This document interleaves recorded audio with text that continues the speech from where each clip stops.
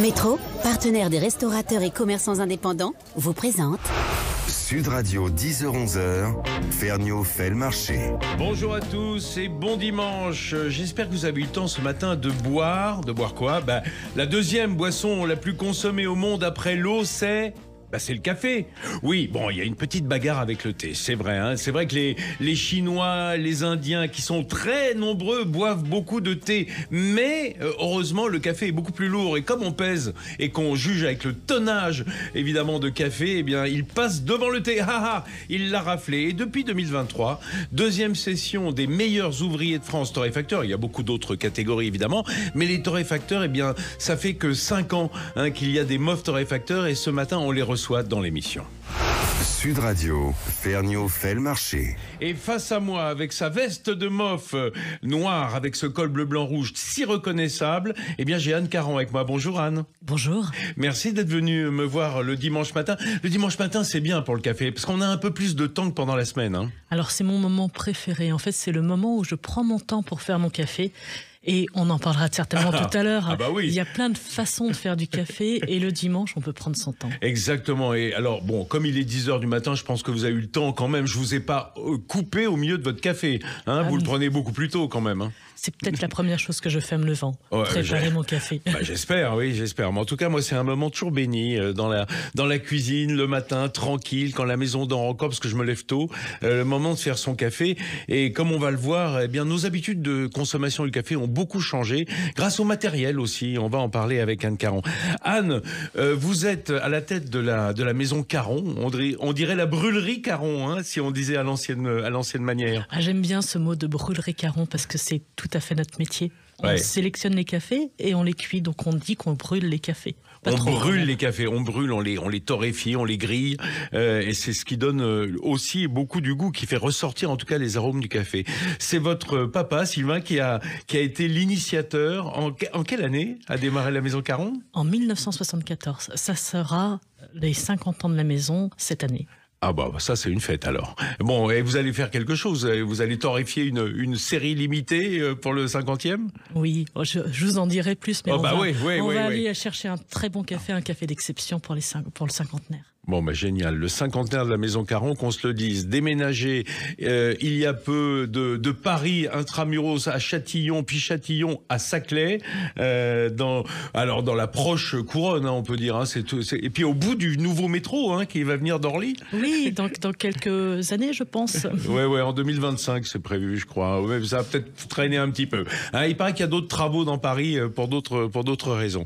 Anne Caron, vous êtes, je le disais, depuis 2023, depuis 6 mois, la nouvelle MOF avec 2 de vos confrères. On peut les citer ? Bien sûr, Michael Portner et Laurent Baisse. Baisse ou Baisse. Il va nous le dire lui-même. Oui, parce qu'on l'aura au téléphone tout à l'heure. 2 confrères meilleurs torréfacteurs, meilleurs ouvriers de France, et on se rajoute aux 3 précédents, donc nous avons 6 en tout. Pour porter les couleurs. C'est génial. Alors, Michael, il travaille pour la maison Lomi. Lomi, qui avait déjà un MOF en personne de Paul Arnefi, qui est un Australo-français. On peut dire, enfin, en tout cas, MOF français venu d'Australie. Le plus français des Australiens, je pense. Absolument. Et Laurent Baisse, qu'on va avoir dans quelques minutes au téléphone, lui, il est à la brûlerie Quentin, la maison Quentin, à Lens, dans le Pas-de-Calais. Ça aussi, c'est bien parce que on lui posera la question, mais il y a une vraie culture du café sur le coin du Fourneau dans les Hauts-de-France. Donc, c'est logique qu'il y ait un MOF là-bas. Tout à fait. On sait que les gens du Nord sont des amateurs de café et il y a toujours du café à boire. Voilà. Alors vous êtes aussi amatrice de café, normande d'origine par votre père, donc c'est la Normandie qui est montée à Paris. Au début, quelle était l'idée de votre père en créant cette torréfaction ? L'idée de mon père, c'était tout simplement de faire le meilleur café, de faire un seul café, un assemblage de plusieurs cafés. Un blend. Un blend, c'est ce qu'on dit, un blend. C'est-à-dire qu'il se positionnait comme un maître chai et il s'est dit, je vais faire un seul café, un assemblage, puisque chacune des origines, si on les prend séparément, elles ne sont pas parfaites. Et si je veux tout, il faut plusieurs origines. Et d'en faire qu'un seul. est le meilleur. Le blend signature qui perdure, hein, qui reste votre marque de fabrique chez Caron. Il est évolutif quand même, parce qu'évidemment, chaque saison, des goûts différents, même si on reste sur les mêmes origines. Donc, on bouge avec le goût de son café référence. C'est la magie du café. Le café, c'est un produit vivant, c'est un produit qui est issu de la terre. Donc, forcément, les goûts bougent. Il peut y avoir aussi des effets de saison, des effets dans la saison. Donc, on va modifier légèrement les origines. Il se peut qu'on ait des problèmes sur une origine en particulier. Et c'est arrivé au cours de l'histoire. Des problèmes de guerre civile, des problèmes d'embargo. Et on a dû changer un café. Mais finalement, c'est un café qui change un petit peu à chaque fois. Mais on est toujours sur la même signature. Ah, voilà, la même signature, la même note olfactive, on peut dire, hein, quelque part. On reconnaît comme un parfum, comme une eau de toilette, on doit reconnaître le goût de son café, quoi. Oui, c'est un café qui est en même temps assez rond, très sucré, avec une longueur en bouche qui porte les arômes, une légère acidité, une très belle acidité, et puis des arômes de fruits, de fleurs à la fin. On va en reparler, hein, parce que ce café que moi j'aime beaucoup. Oh là non, ça va pas. Il faut que tu gardes ton casque. Je garde mon casque. C'est parce que ça a l'air sonné. Tu feras un petit montage. Ouais, d'accord, ok. Pas de souci. Je garde alors. Désolé Max pour cette petite coupure. J'en profite pour te dire. Indique-moi 3, 2, 1. D'accord ? Ok. On reprend.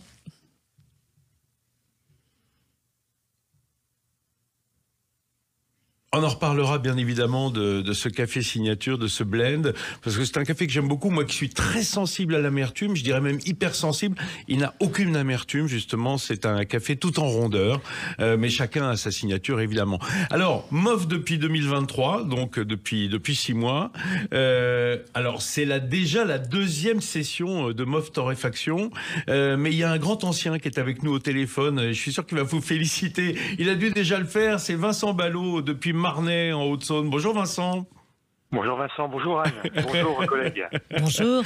Bonjour collègue, oui. Alors, première session des MOF torréfacteurs, Vincent Ballot en faisait partie, Café Lagrange à Marnay. Là, on est comme pour Caron, dans ce qu'on appelle les cafés de spécialité, c'est-à-dire au fond des cafés, c'est un peu le sur-mesure par rapport au prêt-à-porter. C'est un peu une façon différente d'approcher les cafés en termes de volume, puis en termes de filière surtout. J'aime bien comparer la filière des cafés de spécialité à une filière qui nous est très chère, la filière du comté. Bah voilà, parce qu'il est franc-comtois, hein, Vincent Ballot, on l'a compris. Oui, on met du fromage partout, c'est un peu notre défaut, et du comté en particulier. Mais c'est vrai que le comté, c'est une histoire, c'est un cahier des charges, et c'est une transparence de la valeur. Et ben le café de spécialité, c'est ça. C'est effectivement une histoire, un cahier des charges avec sur une échelle de 0 à 100, une note supérieure à 80, une cueillette à la main, une cueillette à maturité, et puis surtout un café dont le prix est fixé par le producteur, et ça change la vie des producteurs, bien sûr, et ça change la donne au niveau du café. Bah ça, on va en reparler tout au long de l'émission, Anne Caron, de ce rapport aux producteurs de café. Alors, Vincent Ballot dit on met du fromage partout. Vous êtes normande, originellement, donc c'est pas les mêmes fromages qu'en Franche-Comté, c'est sûr, mais vous êtes certainement très fiers des fromages normands. Pour autant, cette filière, telle que la défend Vincent Ballot, c'est aussi vos valeurs, c'est-à-dire d'aller sourcer ces cafés, comme on dit, d'aller les chercher directement à la production et d'avoir un rapport privilégié aux producteurs? Oui, tout à fait. En fait, on s'imagine pas quand on boit une tasse de café, tout ce qui se passe derrière la tasse, et 80% du travail pour faire un bon café, ça se passe dans le pays d'origine. Ouais. Donc la relation au producteur, elle est essentielle. C'est un produit de la terre, quoi. Hein. C'est un produit de la terre. Un produit agricole, on l'oublie un peu parfois, hein, parce que nous, on n'en voit que la dernière mouture, j'ai envie de dire, hein, pas ultra transformée, mais transformée par la torréfaction. Pour autant, il y a cela. Alors, Vincent Ballot, lorsque vous avez vous avez reçu ce diplôme de meilleur ouvrier de France, un des meilleurs ouvriers de France. Un des meilleurs ouvriers de France. Oui, faut le dire, hein, parce que vous êtes nombreux dans de nombreuses professions, et même en dehors des métiers de bouche, on le sait pas souvent, mais tout l'artisanat, l'artisanat d'art est touché par ce diplôme. Est-ce que ça a changé votre façon de travailler ? Oui, parce que c'est un diplôme qui honore et qui oblige aussi. Donc, effectivement, si les clients, les contacts, les gens intéressés par le métier du café ou par le café se disent bon, bah, forcément, s'il y a une collerette bleu blanc rouge, c'est que derrière il y a une notion de qualité et d'excellence, une excellence accessible bien sûr. Oui. Et ça oblige aussi bien sûr à travailler, à s'engager sur un tas de domaines, comme le fait Anne et comme le fait Laurent et comme le fait d'autres, comme le font d'autres, sur effectivement un sourcing de qualité, sur des démarches RSE, sur des notions d'entreprise à mission aussi. Enfin, on a vraiment envie de partager ça, puis de mettre en avant le métier du producteur de café. Comme l'a dit Anne, nous on intervient à la torréfaction sur la dernière dizaine de minutes de vie du café. Le travail qui est fait en amont est un travail incroyable, difficile, exceptionnel, énorme. La ville l'a poursuit chez nous quand même, ce petit grain de café ou ce café moulu. Restez avec moi, Vincent Ballot. Je vous interromps parce qu'il faut se quitter 2 secondes. Vous savez, le nerf de la guerre, c'est souvent la pub à la radio comme ailleurs. Et il faut qu'on écoute ça avant de se retrouver. Métro, partenaire des restaurateurs et commerçants indépendants, vous présente Sud Radio 10h-11h, Ferniaud fait le marché. Beaucoup de chance, mes amis, ce matin dans Ferniaud fait le marché à l'heure du café. Enfin, moi, l'heure du café, excusez-moi, mais à 10h15, c'est déjà le 4e. Ça, on se refait pas. Ce matin, c'est le monde de l'excellence du café que l'on a avec nous, puisque le café français, d'abord, il est à l'honneur. Dans le monde entier, on a une façon de faire le café qui est différente de celle des Italiens, de celle des pays du Nord, des Américains, heureusement. Et on a ce matin des meilleurs ouvriers de France torréfacteurs, puisque c'est une des catégories nouvelles depuis 2 éditions. Avec nous au téléphone Vincent Ballot, qui était déjà là il y a 5 ans. Ça commence à faire. Et puis Anne Caron en studio, qui est venue nous voir. Anne Caron, qui est une nouvelle MOF depuis j'ai pas dit une meuf, j'ai dit une nouvelle MOF. Meilleure ouvrière d'ailleurs. Ils n'ont pas féminisé le nom. Ils n'ont pas féminisé puisque c'est un des meilleurs ouvriers. C'est la fonction. C'est la fonction, bien sûr, qui prime. Anne Caron, juste avant de se quitter tout à l'heure pour quelques minutes, Vincent Ballot nous disait ça oblige le col bleu blanc rouge. Est-ce que c'est ce sentiment que vous avez? Parce que j'imagine que vous l'avez désiré fortement, ce diplôme de meilleur ouvrier de France. Ça a été 5 ans de travail. Ouais. Puisque en plus, avec la période Covid, le concours a été reporté. Donc ça a été 5 ans de travail. Et effectivement, quand on nous annonce qu'on est l'un des meilleurs ouvriers de France, c'est une grande joie. Et tout de suite, c'est une sacrée responsabilité. On devient aussi ambassadeur. Oui, c'est ça. Ambassadeur du savoir-faire à la française, ambassadeur du producteur dont on parlait. Et puis ambassadeur des MOF dans leur ensemble, de tous les MOF, parce que ce soit pâtissier, graveur sur bois, il y a une grande famille des MOF, et entrer dedans, c'est quelque chose. C'est vraiment quelque chose. C'est vraiment quelque chose. Vous le symbole est fort. Ah oui. Quand on arrive à la Sorbonne pour recevoir le diplôme et la médaille et la veste, c'est une grande émotion. Mais pourtant, vous aviez déjà été champion de France torréfacteur, qui était déjà un titre magnifique. Oui, tout à fait. Je l'ai été en 2017. J'étais d'ailleurs la première femme meilleure torréfactrice de France. C'était une reconnaissance. C'est atteindre un niveau technique. Mais c'était une reconnaissance de la profession, en quelque sorte. De la profession, alors que le titre MOF, c'est l'excellence à la française. Donc c'est un rôle d'ambassadeur aussi. Vincent Ballot, vous entendez ce que dit Anne? Je suppose que vous avez vécu ces instants avec cette émotion, la gorge serrée, la larme à l'œil. Mais est-ce que ça perdure? Qu'est-ce qu'il en reste 5 ans plus tard de ce col bleu, blanc, rouge? Tous les matins, vous êtes fiers d'enfiler votre veste? Non, tous les matins on est fiers, mais que ce que dit Anne est très vrai, d'y repenser et de l'écouter. Je revis ces instants où on reçoit ce message, ce mail, où on vous explique que vous avez satisfait aux épreuves et que vous faites partie de la promotion d'un des meilleurs ouvriers de France.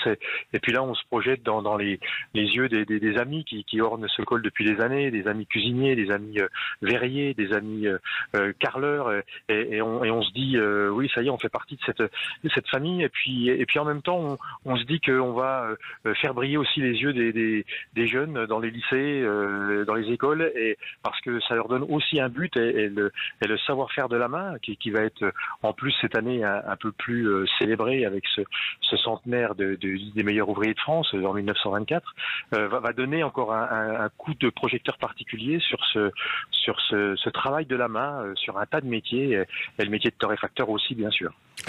Anne, c'est important parce qu'on a on a toujours en filigrane l'idée de la transmission du métier, du geste, de la connaissance, parce que quand on est torréfacteur, certes, il faut savoir torréfier, mais il faut savoir goûter surtout, parce que évidemment, ce diplôme de Q-grader, comme on l'appelle, avec la façon de déguster le café, de pouvoir ne pas se tromper sur l'achat, parce que ça met en jeu des sommes importantes, tout ça s'acquiert avec les années.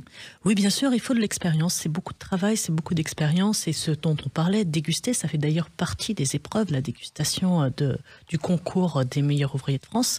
C'est important et quand on déguste, il faut comprendre pourquoi on a ce goût et qu'est-ce qui s'est passé. Est-ce que c'est le café vert à l'origine? Est-ce que c'est la façon dont je l'ai cuit? Et quelle est mon intention? Quelle est ma signature? Est-ce que j'ai vraiment exprimé le maximum du potentiel du grain? Est-ce que je peux aller encore plus loin? Et qu'est-ce que je veux comme touche personnelle? Tout ça, c'est un ensemble de savoir-faire. C'est quelque chose qu'on amalgame et qu'on travaille tous les jours. Excusez-moi de vous poser la question qui est une question de béotien. Même si moi j'ai déjà presque la réponse, mais pour ceux qui nous écoutent certainement pas. Qu'est-ce qui est le plus important dans le goût du café qu'on boit le matin? Est-ce que justement c'est le produit originel, c'est-à-dire exactement comme tout produit agricole de bouche, enfin en tout cas les produits alimentaires, les matières premières qui vont puiser dans le terroir, dans la façon de faire, dans la fermentation peut-être aussi, leurs arômes, ou est-ce que c'est la façon dont on va le cuire, le transformer, les fameuses réactions de Maillard, la torréfaction, comme pour des noisettes grillées, parce que les noisettes, quand elles sont pas grillées, elles ont pas beaucoup de goût. Le café, c'est un peu pareil. Qu'est-ce qui est le plus important, le produit de base ou votre travail à vous? Je dirais et j'aime bien dire que c'est un trio d'excellence. On est trois pour faire un bon café. Il y a le producteur qui va cultiver la terre, qui va faire pousser l'arbre, qui va cueillir les cerises de café, séparer le fruit du grain, en respectant un process avec une succession de fermentation. Donc là, on a la différence entre le chou et la choucroute. Le torréfacteur qui va cuire, parce que comme toute cuisson, ça se joue au degré près. Mais il ne faut pas oublier la personne qui fait le café, prépare le café, qui fait le café. Puisque si on ne respecte pas la bonne mouture, si on n'a pas un café qui est fraîchement moulu, si on ne respecte pas la proportion entre l'eau et le café et la bonne température, ça ne marche pas non plus. Oui. Donc c'est un trio. C'est un trio et peut-être même avec des parties qui restent mystérieuses, obscures. Vincent Ballot, quand on entend parler du café et du producteur, de la façon dont il le fait, moi je veux bien le croire. Pour autant, pour ceux qui ont déjà mis leur nez sur du café vert, il n'y a pas grand-chose. Rien n'est révélé, c'est presque l'alchimie, la torréfaction. Parce que, Vincent, soyons d'accord, le produit brut, c'est très difficile de discerner un café d'un autre avant qu'il soit torréfié. J'allais dire même d'une légumineuse ou d'une saveur un peu... Ça pourrait être un haricot presque. Un petit pois, un haricot, c'est ça.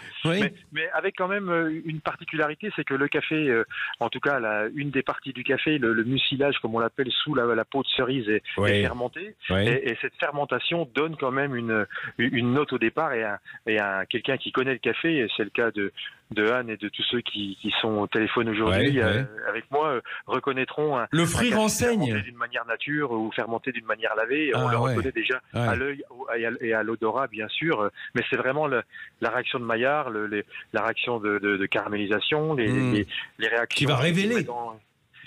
Qui mettent en jeu effectivement ces protéines, ces sucres et avec cette eau, cette énergie pour faire cette réaction de brunissement qui va révéler certains arômes. Et c'est quand même. Mais c'est vrai que le café brut au départ peut surprendre pour celui qui ne le connaît pas. Oui, c'est comme de la cacahuète pas grillée ou une amande pas grillée qui a pas un arôme non plus. Mais c'est encore pire pour le café. Ça serait presque la même différence entre l'odeur du sucre et l'odeur du caramel.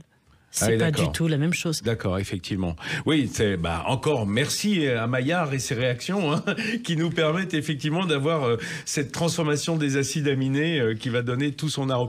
Anne, pour autant, lorsqu'on parle du café, on est d'accord qu'il y a déjà tous les précurseurs.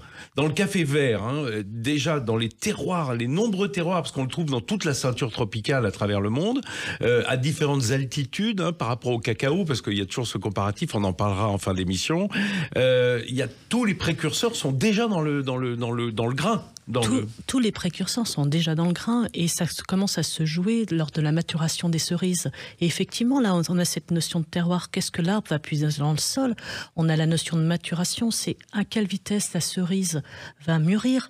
L'alternance jour-nuit. Tout joue. Est-ce que j'ai plus de sucre? Est-ce que le C'est-à-dire sucre que le est fruit consommé? est important pour sa graine. C'est ça que vous nous dites, parce que Le fruit est important parce que c'est au moment où le fruit est parfaitement mûr qu'on a le plus de chances d'avoir une graine qui va être sucrée, qui va avoir suffisamment de réserve. Parce que le grain de café, c'est ni plus ni moins qu'une graine qui est prête à germer. Ouais. Donc avec son stock de réserve pour pouvoir faire pousser la plante. plein d'amidon, prêt à faire du glucose. Des acides aminés, de l'amidon, et que nous, torréfacteurs, on va torréfier cette fameuse réaction de Maillard. Donc tous ces précurseurs sont là-dedans. Donc plus le fruit est à parfaite maturité, plus on a cette énergie, en fait, ce stock d'amidon et de sucre complexe et de sucre simple, meilleur sera le café.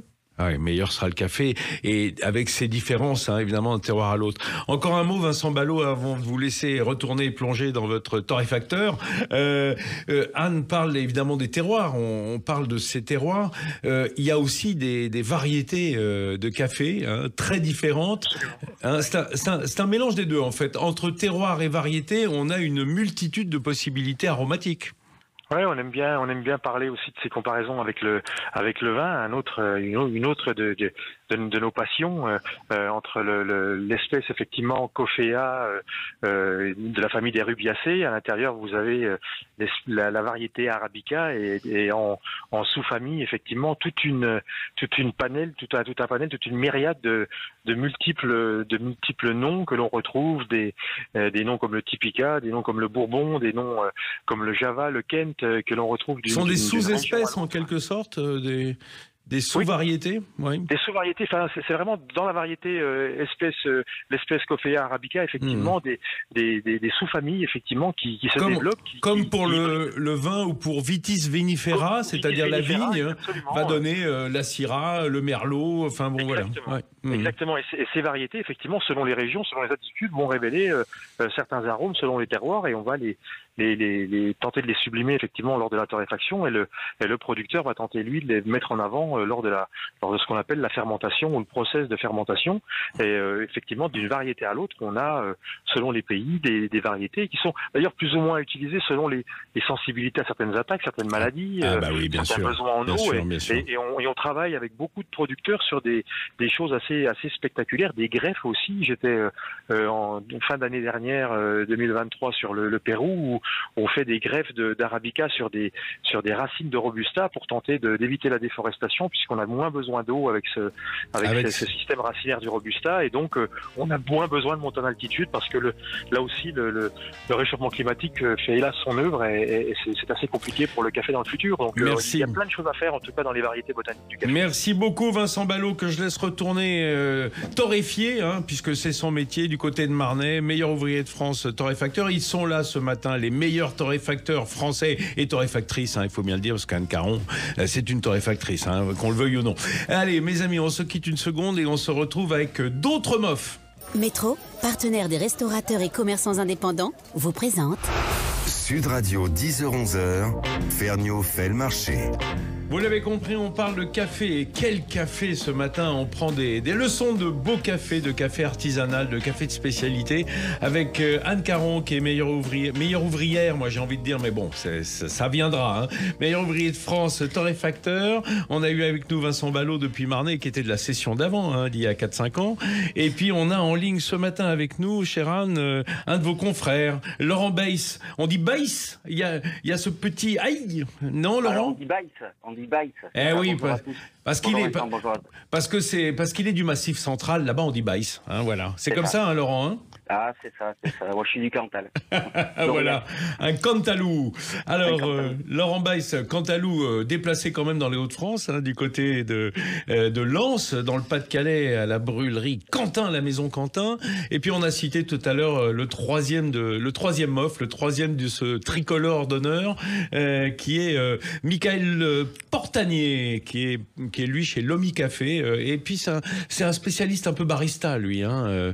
C'est pas tout à fait la torréfaction, mais bon, il a quand même le titre de meilleur ouvrier de France torréfacteur, donc il doit connaître bien le café.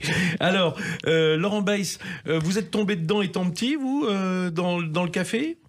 Non, pas forcément. Non, c'est venu au cours de la vie. Quand j'étais étudiant, malheureusement, je consommais des cafés de basse qualité, de commodité en Robusta, où je chargeais du sucre dedans. Ah bah ouais, pour le faire passer l'amertume. Hein. Voilà, pour faire passer l'amertume. Et un jour, je suis rentré dans une torréfaction sur Clermont-Ferrand, et ça a été un coup de foudre avec les arômes. Et je suis rentré dans ce magasin. Le mobilier, les couleurs, tout était rouge, c'était magnifique. La couleur plus les odeurs. Ah ouais. J'ai dit, je veux faire ça. Et, vous avez craqué, quoi. J'ai craqué, je n'ai jamais lâché. Je suis toujours passionné. C'est intéressant parce que Anne Caron, dont le papa Sylvain avait créé la brûlerie Caron, elle, c'est une histoire de famille, c'est-à-dire de transmission. Mais vous êtes tombé amoureux, vous avez eu le coup de foudre.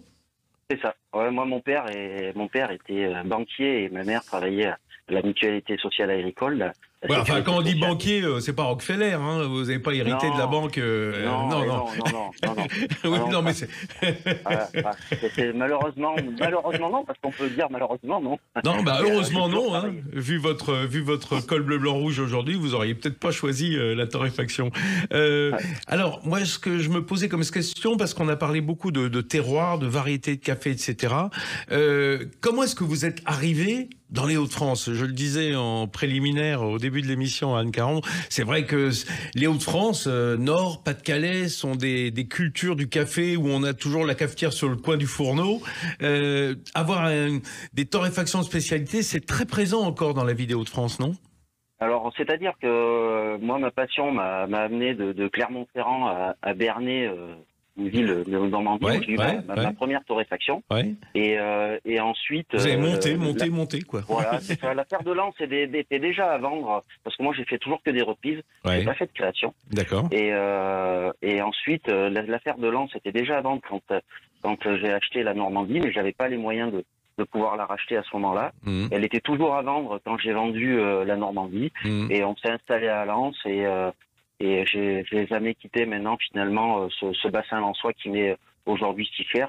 Mmh. Et c'est vrai qu'en 2015, via mon importateur de café et via Charlotte Bélanger Mathieu, m'a dit, écoute Laurent, ton métier est en train de changer. Moi j'avais eu la chance d'avoir la transmission de savoir par Monsieur Rénal, torréfacteur sur Aurillac, les cafés Aurillac, qui existent toujours. Mais j'avais jamais eu réellement de formation. Et je suis reparti sur les bancs de l'école, comme beaucoup. Et c'est vrai que je me suis aperçu que ce que je savais, c'est que je savais pas grand-chose. Et alors j'aime bien le dire parce que c'est une réalité. Le premier jour dans ma chambre d'hôtel tout seul, j'ai bien pleuré en me disant que je savais pas grand-chose. Et je me suis dit, à partir de maintenant, il faut que je travaille, quoi. Faut remplir le sac.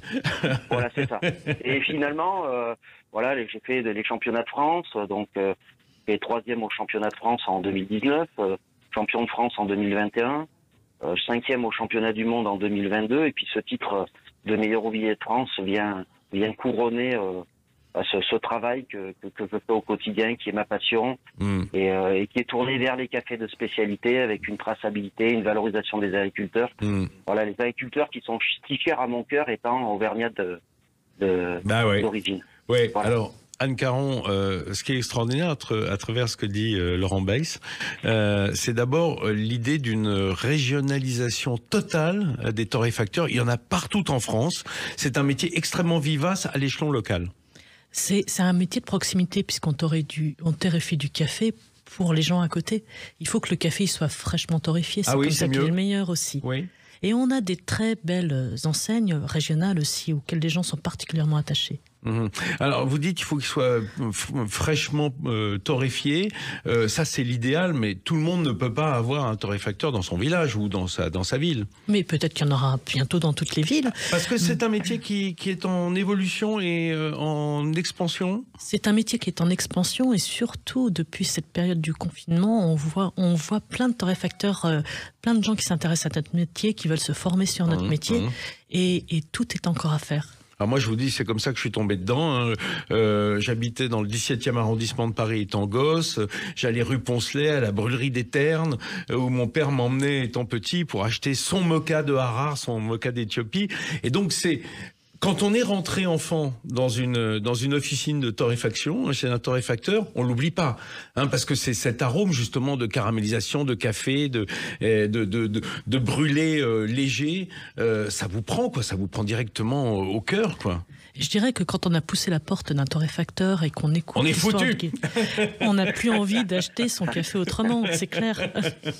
C'est un peu ça le sentiment. Et je disais peut-être quelque chose, une culture dans les Hauts-de-France, Nord, dans le département du Nord, du Pas-de-Calais, où ça fait partie de la culture ancienne, en tout cas des ouvriers qui avaient évidemment toujours du café sur le coin du fourneau. C'est resté très fort chez vous, Laurent Beiss? Écoutez, c'est vrai qu'il y a cette culture du café, mais c'est surtout une culture du partage, de la convivialité. C'est-à-dire que boisson sociale, quoi. Voilà, c'est ça. C'est un lien social, c'est un moment de partage, d'échange, de fraternité. Et c'est vrai que les gens du Nord gardent cette tradition. À nous, torréfacteurs justement des Hauts-de-France, de proposer les cafés de spécialité plus qualitatifs pour justement valoriser toute la filière caféière. Et partager des cafés d'exception à des prix qui aujourd'hui finalement sont relativement intéressants. Mais Laurent, est-ce que vous procédez un petit peu comme Anne Caron, c'est-à-dire avec un blend signature, on va dire un mélange qui domine un petit peu votre production, ou est-ce que au contraire vous êtes attaché aux origines, à avoir des cafés très différents pour votre clientèle? Alors, le magasin ici a été créé en 1959 par monsieur et madame Maché. Et c'est vrai que j'ai toujours voulu garder l'histoire. Parce que pour moi, sans histoire, il n'y a pas d'avenir. Et on doit respecter les anciens et leur travail. Quand vous dites les anciens, ça veut dire qu'il y a un goût maison? C'est-à-dire que nous, on a certains blends signatures qui sont des blends signatures des années 59. Ah ouais. Et ça bouge pas? Pas trop? Non, quoi. Ça bouge pas. Ça bouge pas, ça reste. Alors on a forcément avec les nouvelles machines qu'on a, on a amélioré les profils de torréfaction et la qualité des torréfactions. La courbe des températures notamment.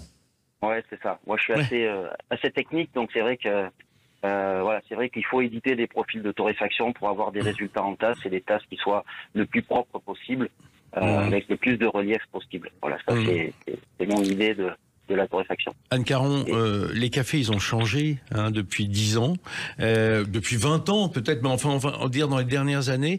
Par exemple, l'amertume qui était redouté, mais qui était un profil presque évident du café, elle a tendance à faire place à l'acidité et à un acidulé même, dirais-je. Je dirais pas que ça a changé, je dirais que le goût des consommateurs a évolué vers des cafés de meilleure qualité.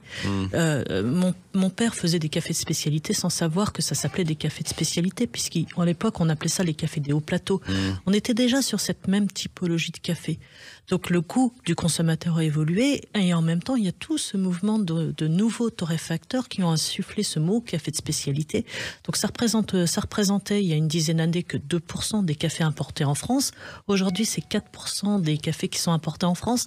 Donc ça progresse et ça progresse vers le bon café. Alors jadis, on peut dire qu'il y avait un gap entre les torréfacteurs artisanaux et la grosse industrie. Un peu sur le modèle italien avec des grandes marques de café, mais en France ça a été pareil, en Suisse également aussi, on le sait bien. Aujourd'hui il y a une moyenne industrie ou un gros artisanat qui vient se glisser entre les deux, et j'ai avec nous en ligne ce matin Clémentine Alzial qui est la directrice générale des cafés Malongo. Bonjour Clémentine. Bonjour. Merci d'être avec nous ce matin. Je disais au fond, alors vous avez un profil particulier parce que vous avez longtemps été dans le cacao et dans le chocolat. Vous avez dirigé la maison Valrhona et aujourd'hui vous êtes passé au café. C'est un peu des mondes connexes quand même, le chocolat et le café, Clémentine. Oui, c'est vrai, on en parle souvent. C'est les mêmes zones de production autour de l'équateur, entre les deux tropiques, donc c'est les mêmes zones de production. Du coup, forcément... Et les process aussi un peu, parce que la torréfaction révèle le cacao comme il révèle le café. Comme vous étiez en train de le dire, la torréfaction et le développement des arômes, on est dans le même domaine entre le café et le chocolat. Ah oui, c'est ça. Et puis, notons-le quand même, dans une palette aromatique qui est souvent complémentaire et assez proche quand même, hein. Dans le produit fini, oui, la grosse différence, c'est que quand le chocolat sort de la chocolaterie, on peut le consommer directement, alors que le café, il lui reste encore à une étape à la maison. Voilà, hein, l'extraction qui fait une grosse différence avec beaucoup de paramètres qui rentrent en jeu encore. Bon, alors on va en parler dans le dernier quart d'heure d'émission. Je vais remercier Laurent Beiss depuis Lens de nous avoir répondu au téléphone ce matin. Et encore bravo pour votre col bleu blanc rouge, Laurent, comme je le disais à Anne tout à l'heure. Merci beaucoup, merci. Et comme le disait Vincent Ballot, ça vous oblige, mais aussi ça nous oblige, nous, à vous respecter un petit peu plus, mais ils le savent, dans le Nord-Pas-de-Calais. Oui. Bonne journée à vous, bon dimanche. Allez, on se retrouve, mes amis, dans une minute pour parler un petit peu d'éthique aussi. Métro, partenaire des restaurateurs et commerçants indépendants, vous présente... Sud Radio, 10h-11h, Ferniaud fait le marché. Il fait le marché du café ce matin sans se déplacer de sa chaise. C'est merveilleux en studio puisque j'ai été rejoint pour cette émission par Anne Caron, une des nouvelles meilleures ouvriers de France torréfacteur. On a eu Laurent Beiss qui est un de ses collègues aussi nouveau MOF. Et puis on cite toujours Michael Portanier de la maison Lomi. Sont les 3 nouveaux MOF torréfacteurs. Et avec nous en ligne ce matin, j'ai passé un coup de fil à Clémentine Alzial qui est la nouvelle directrice générale. Nouvelle, oui, enfin ça fait pas si longtemps, ça fait combien, un peu plus d'1 an et demi maintenant, Clémentine ?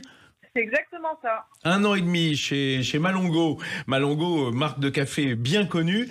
Je le disais parce que je fais le parallèle. C'est vrai que je vous ai connu chez Valrhona, dans le cacao jusqu'au cou, et dans le chocolat surtout. Et il y a un peu ce même profil chez Malongo de maison. Alors certes avec un process et un chiffre d'affaires qui confine à l'industrie, mais avec la volonté de garder un produit artisanal sur le plan qualitatif. Comme Valrhona. Oui, exactement. Et c'est vrai que on est souvent dans ce cadre-là comparé à des très gros, alors qu'on a des process qui sont plutôt des process artisanaux de savoir-faire et notamment de torréfaction à l'ancienne, c'est-à-dire des torréfactions qui sont longues pour permettre aux arômes de se révéler. Alors j'ai un scoop pour vous qui êtes dans le café. Anne Caron l'est plus que jamais, elle l'a toujours été depuis son enfance, et elle commence à faire un petit peu de chocolat parce que elle a rapporté du cacao depuis la dernière épreuve du trophée Jacques Vabre. Alors ça c'est une grande aventure. Ouais. C'est une grande aventure. Vous m'en dites un mot parce que pour pas qu'on s'éloigne trop, mais... Alors, vous savez tous que la Transat Jacques Vabre a eu lieu en novembre et les bateaux sont arrivés en Martinique. Oui. Jusque-là, ok. Et il y a une nouvelle course dont c'était la première édition qui s'appelle le Retour à la base. C'est le retour de ces bateaux jusqu'à Lorient. Et c'est une course en solitaire qui est qualificative pour la route du Rhum. Et on s'est dit, ces bateaux, pourquoi pas charger dedans du cacao ? Donc c'est un projet qui est magnifique parce qu'il y a en même temps ce projet de décarbonation de la voie maritime. Donc c'est à transporter, c'est un peu l'étendard pour transporter le café à la voile. Donc il y a 31 IMOCA. Donc ce sont des bateaux... IMOCA d'Éthiopie. Bon, c'est un jeu de mots de la voile, c'est ridicule. Donc ce sont des véritables Formule 1, des voiliers qui vont très très vite. C'est des vrais, les skippers sont des pilotes, c'est magnifique à voir. Et chacun de ces bateaux était chargé d'un sac de 23 kilos de cacao. Oh, lesté en quelque sorte, comme on le faisait sur les Clippers jadis. Exactement, donc c'est aussi le projet est magnifique parce que c'était aussi la mise en avant de la filière cacao de Martinique qui a été le premier producteur mondial il y a plus d'une centaine d'années de cacao, et cette volonté de restaurer cette filière cacao, donc avec un cacao d'exception transporté à la voile et que j'ai réceptionné à Lorient. et je vais en faire des tablettes de chocolat. Voilà, alors ouais, c'est quelque chose qui vous unit, Anne Caron et Clémentine Alzial, une femme du café qui passe au chocolat et une femme du chocolat qui est passée au café. Comme quoi, on est vraiment dans des univers assez proches tout de même. Je voudrais qu'on parle de Malongo, une seconde, puisqu'on le disait, c'est une marque qui est bien connue. Malongo, Anne Caron, ça a été vraiment à l'origine la première torréfaction qui a parlé d'abord du produit café et surtout des producteurs. Ça fait très longtemps que Malongo parle des producteurs et ça a été la première marque grand public de cette importance à parler du producteur et pas seulement du produit fini et du paquet de café. Oui, et pas seulement du marketing, surtout. Clémentine Alzial, quand on parle des producteurs et de l'éthique chez Malongo, ça fait partie vraiment de votre ADN. C'est exactement ça. Le bon mot, c'est l'ADN. Dans notre ADN, il y a l'équitable, puisque ça fait depuis 1992 qu'on a des produits commerce équitable. Donc, ça fait plus de 30 ans.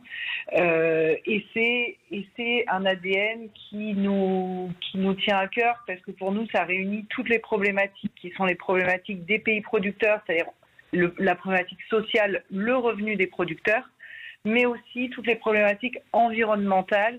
Et dans les pays producteurs, on sait que les gros sujets, c'est la déforestation, oui, mais aussi la désertion des zones de production par des jeunes générations, parce que la différence avec le cacao, c'est que le café pousse en altitude, donc on est souvent sur des zones assez reculées, et on observe quand même une désertion de ces zones de production par les jeunes générations. Et pour les retenir, il y a le revenu, bien évidemment, parce que quelque part, ce sont eux qui protègent aussi nos forêts et qui protègent notre avenir et qui protègent cette ressource qui est essentielle aujourd'hui pour la planète, quoi. Est-ce qu'il n'y a pas une solution qui consisterait, je pensais à Vincent Ballot qu'on avait en début d'émission, qui va maintenant organiser des écoles de torréfaction directement en Éthiopie. Est-ce que la torréfaction, il n'y a pas un moyen qu'elle se fasse sur place au lieu de transporter tout ce café vert pour assurer un revenu meilleur aux nations productrices, Clémentine ? Alors, bien sûr, parce que du coup, ça rajoute de la valeur ajoutée, c'est-à-dire que plus la valeur ajoutée reste et mieux c'est, bien évidemment. Après, dans tous les cas, on a à faire face aussi à cette dimension, on va dire, environnementale. Et il faut qu'on donne des revenus aux producteurs pour que eux puissent conserver et faire en sorte qu'on soit toujours sur la plantation qui soit notamment d'agroforesterie. Tout à l'heure, Anne disait on faisait du café de spécialité, mais on l'appelait café des hauts plateaux. C'est pareil, on fait du café qu'on appelle soit café de forêt, soit café d'agroforesterie. Oui.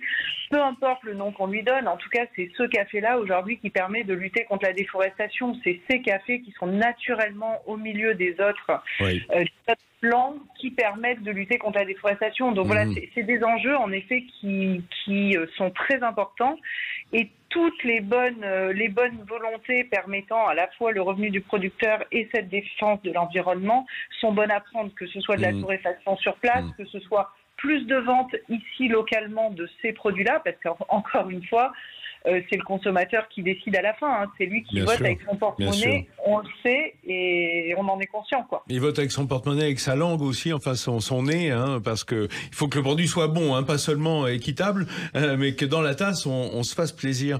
Moi, il y a une chose qui me bouleverse, je l'ai souvent entendu dire, dans le monde du cacao, des planteurs de cacao, comme dans les planteurs de café, souvent, Anne Caron, les gens sur place, les agriculteurs, enfin les paysans qui produisent, ne connaissent même pas le goût de leur café ou le goût de leur chocolat. Le produit fini, on a besoin de leur faire goûter quand même ce vers quoi on va. En fait, il y a très peu de pays producteurs qui consomment vraiment leur café. Donc effectivement, il y a beaucoup d'initiatives, surtout en Amérique du Sud, pour réimplanter de la valeur, de redonner de la valeur et avoir une filière café de la cerise jusqu'à la tasse. Et l'une des seules nations qui consomme naturellement son café depuis des années, c'est l'Éthiopie. L'Éthiopie, en fait, le berceau du café. Le berceau du café, là, il y a beaucoup de gens qui consomment le café et tout le monde a un caféier au fond de son jardin. Se fait sécher ses cerises sur un feu de bois. Tout à fait.